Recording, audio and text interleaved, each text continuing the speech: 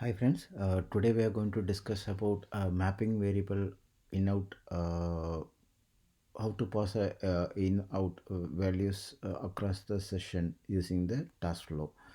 So basically, the mapping variable value can be changeable throughout the session run. So that is the idea behind it. It's unlike the mapping parameter, we can consider as a constant. This one is changeable during the session. The next thing is whatever the initial default value it's you set in the very beginning of the mapping design time, it refers the default value and set it on the successful completion of the mapping. Okay, so it gets stored into the integration service, saves the value into the repository. When you again rerun the mapping or the session, the session, so again the integration service refer to the final value from the repository it will refer. For an example, the 16 records it's loaded and you set the value into the set variable for that particular. After the end of the session run successfully completed, the 16 value gets stored and the next time the 16 value will be referred, and it will be used for the subsequent session run. So that is an idea about the mapping variable for a quick understanding. Now let's get back to the use case what we are going to discuss today. So basically, we are going to discuss the use case on splitting a table record. For example, I am taking an example today, employee table, which holds 16 records in the source side, and pass it to the target two tables, table 1 and table 2, equally divided, like the means divided by 2 means like 8 records in one table target, and the target 2 table will be loaded with the 8 records. So how the mapping implementation it's going to be, it's like this. So basically the mapping implementation, first mapping what I'm going to create is define the mapping variable and set the value to 0, and source side emp table, and I'm going to use aggregator transformation, creating a output field with the output field created. With this expression I'm going to define it to get the total number of counts. Okay, and the finally the expression transformation will get the input ports information from the aggregator transformation. And here in the expression transformation we are going to set a we are going to use the set variable. Okay, so whenever we want to assign a value into a mapping variable, we cannot directly assign. So that is the reason we supposed to use the Informatica provided set variable method functionality. So this is how it will accept two parameters basically. Sorry, two arguments. So first one is the record count, the mapping variable, and second one is the output value what we receive from the aggregator transformation. And finally it will be loaded into the target. Basically this first mapping to get the total number of records count from the source side into the dummy table called stgra. And the second mapping is the actual thing. Here that again one more mapping variable defined, and the EMP table, so sequence generator will be defined, and the expression to link the sequence generator what in the step 3. And finally we are grouping into section. I means like first record will be 50% and it will be passed on to the table 1, and second of it will be table 2. Okay, so the set 1 and set 2. Okay, so that's what based on the group we are going to pass it. So how the mapping one, mapping variable information, the 16 records will be passed on to this mapping to through the session what we are going to define it. That is like step 3. If you see the mapping task created using the mapping 1, and step 4 mapping task created with mapping 2. So finally in the task flow only the final implementation takes place. So we are creating it data task 1 to link the mapping task 1, and data task 2 with the mapping task 2. And the step 3, if you see, this is the final finishing touch.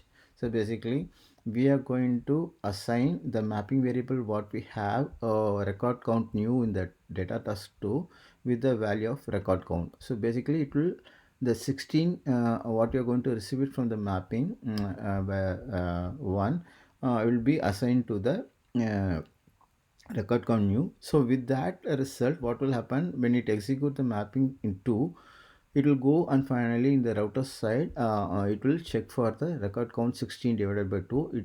Then it will check for first 8 records, and the next 8 records will go to the section 2. This is how it's going to work. So let us try to implement the same what we are discussing now. Okay, let us go to the uh, data integration side. Okay, so let me do one thing.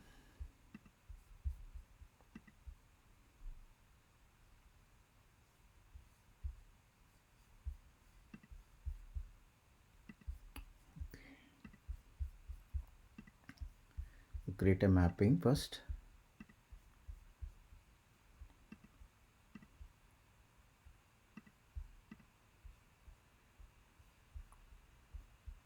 Sorry, it's not a mapping. We have to create a mapping source. Okay, so source, as I told you, it will be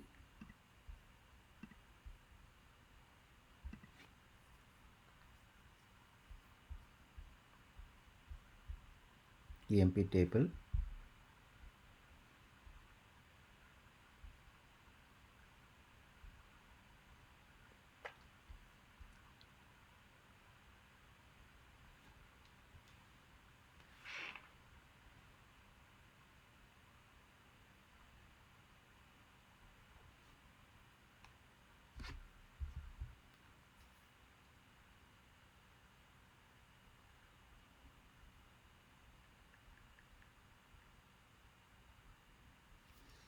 Okay, let us select the source table EMP. Okay, so the next thing what we are going to do, so as explained, so we have to okay, let us try to define a mapping variable.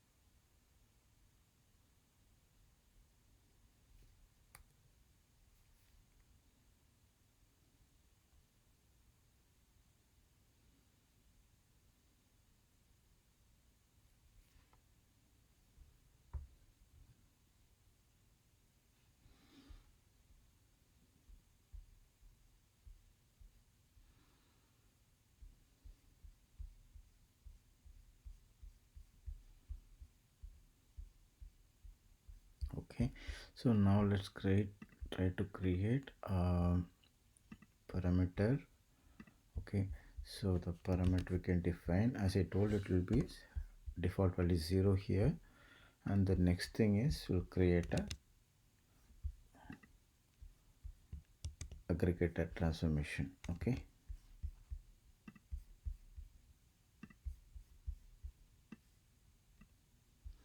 here in this aggregator transformation we can create a one aggregate output field. So output field, so let us try to do this one.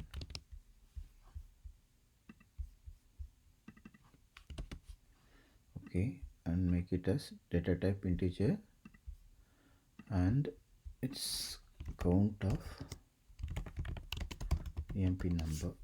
Okay, so just we are getting the count from that, so there is no group by anything, simply it's like a max of command. And the next thing what we going to do is like we are going to create an expression transformation. Okay,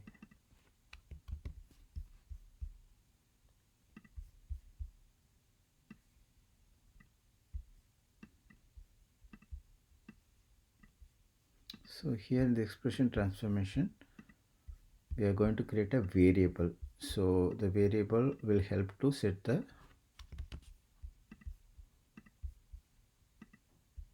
okay, so if you go here, built-in function, special not okay, system variable. Okay, I'll just copy it here from this.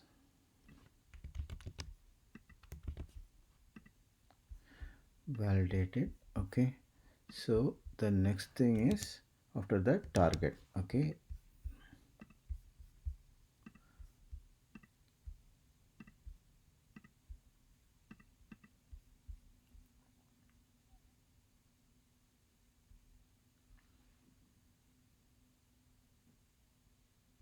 so target is going to be stg.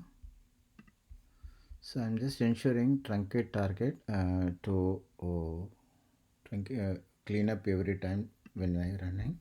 So that's it, the mapping side. Okay, now let's do the field mapping finally. So this one, field one goes to this one and this is it. So save the mapping. Okay, so the mapping one is done. Now let's create the mapping 2 as a tool. This mapping 2 we are going to create it. Okay,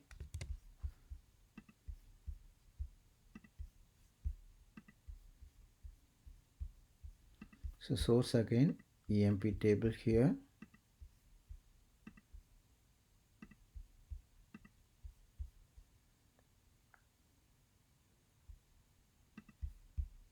Okay, now here the next thing, so before to that we'll create a mapping variable here. Okay, so let's stick to the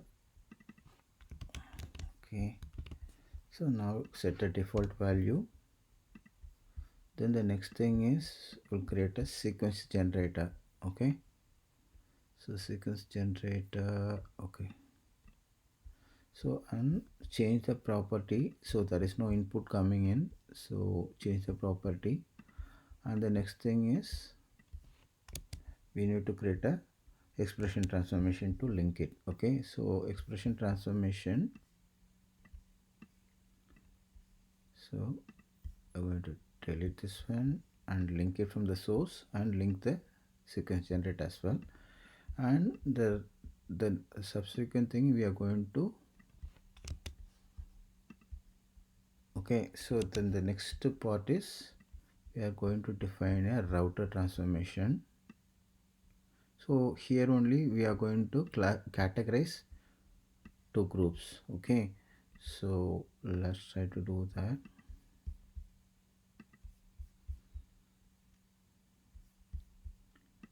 Okay, so here okay, so we are good. Okay,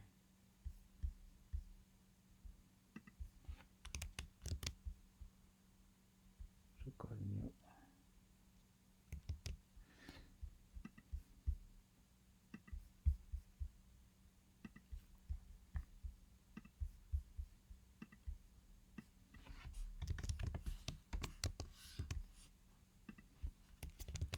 So this is the condition we're supposed to do it.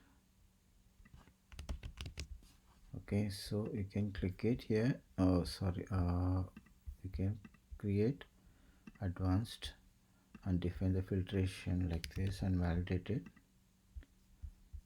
Okay,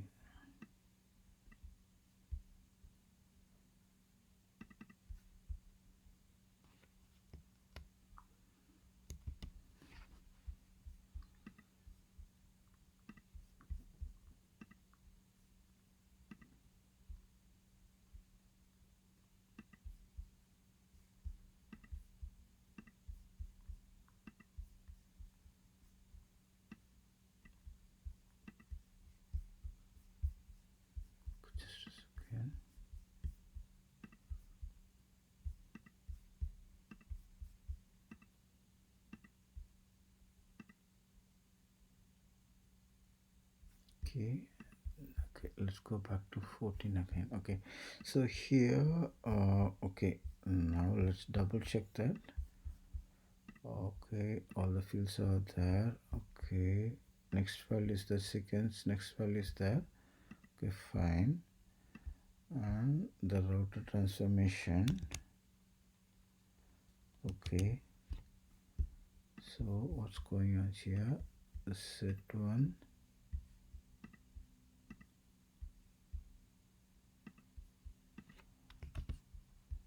Okay, so I think the mapping variable okay, so now the thing is the data type I didn't change it, so be careful, the data type show it's not changed. Okay, so okay, okay, sorry.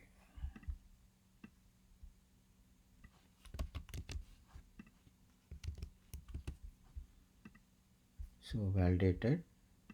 Okay, now the next group is set 2 and next group.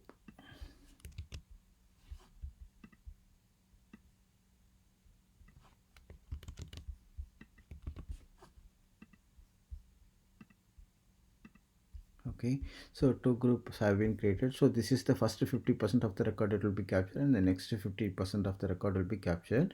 So from the mapping one, whatever we received record count, it will be passed on 16 and 16 divided by 2.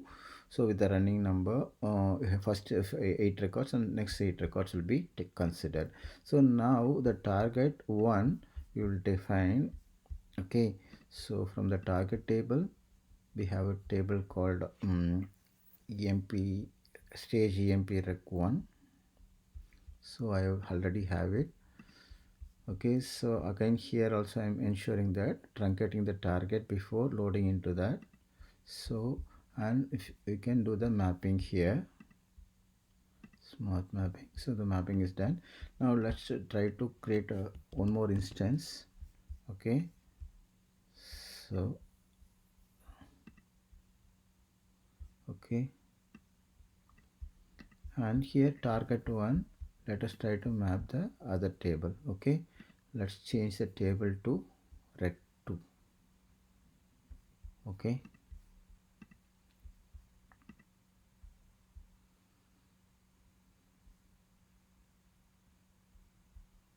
okay, and do the field mapping as usual.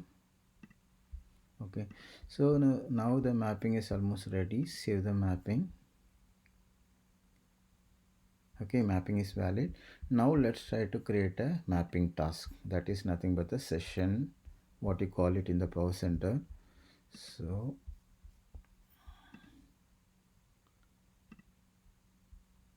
okay, select the mapping, the latest one, what I create the mapping task 1. Okay, next. So initially the default value for the record count is 0, everything. Next, and nothing to be done. Next, that's it. So mapping task for mapping 12 has been created now successfully. Let us try to create a mapping, another mapping task for the second mapping. Okay,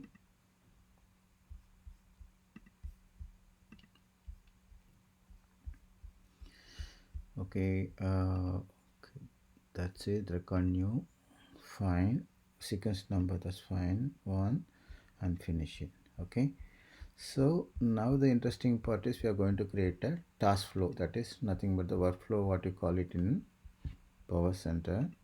So let's create a basic task flow here. So now in the task flow we are going to create a data task. So first data task we are going to map the mapping task 1 what we created. Okay, so here, so this 7 is belongs to first mapping.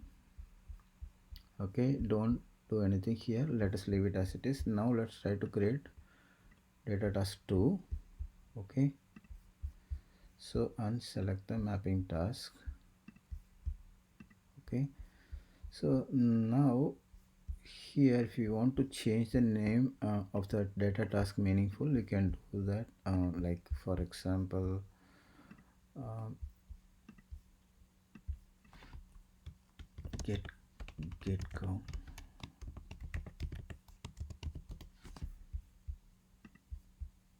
Okay, and this one is log target.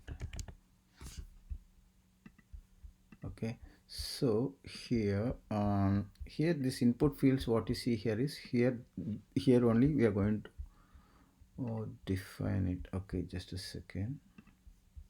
You have to select the map data task 2, and in the input field click it here and see here, select the record count mapping variable from the mapping task 2.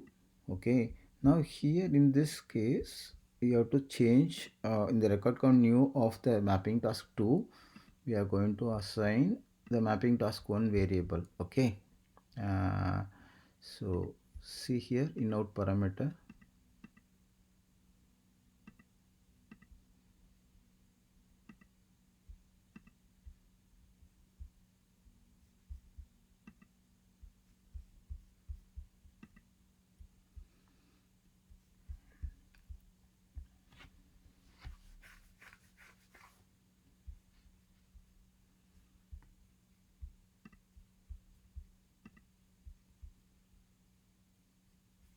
just a second.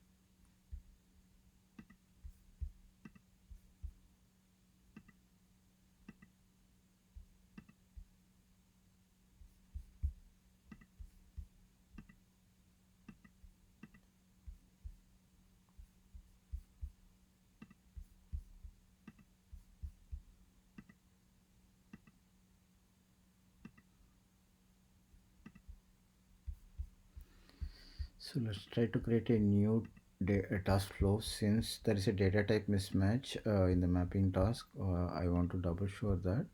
So let me create a task flow again. Okay.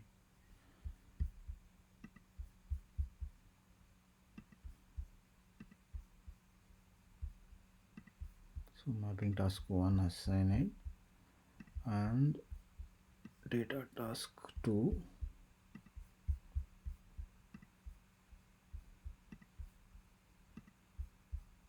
Okay, assigned it.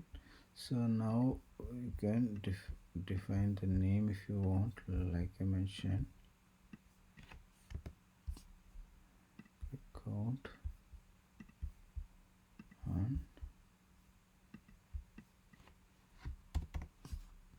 target.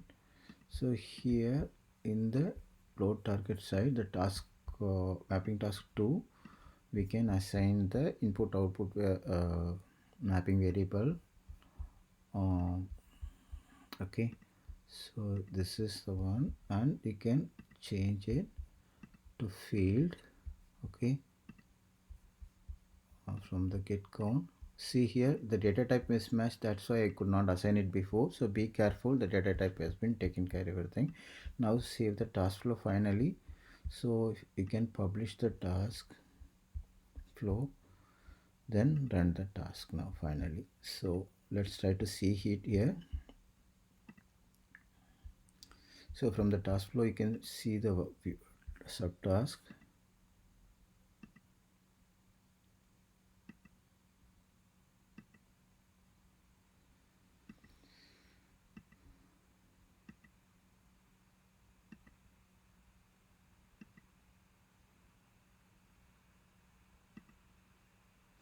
So first task has been completed, that is nothing but the record count. If you go back and see it in the raw table in the target side, you will see it.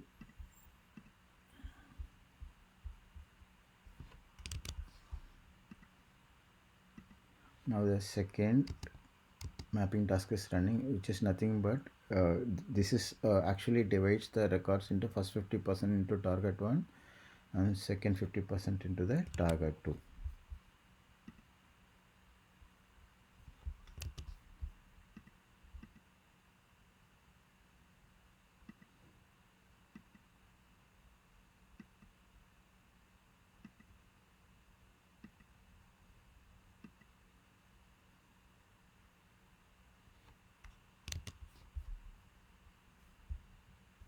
So the first task completion, you can see that second field is representing total record count. Okay, so now the second task as well completed. If you see here, 16 records from the source read, and target 1 8, it has been read and sorry, loaded into the target 1, and target 2 it is loaded with 8. That's it. Thank you for watching my video, friends. Please subscribe my channel.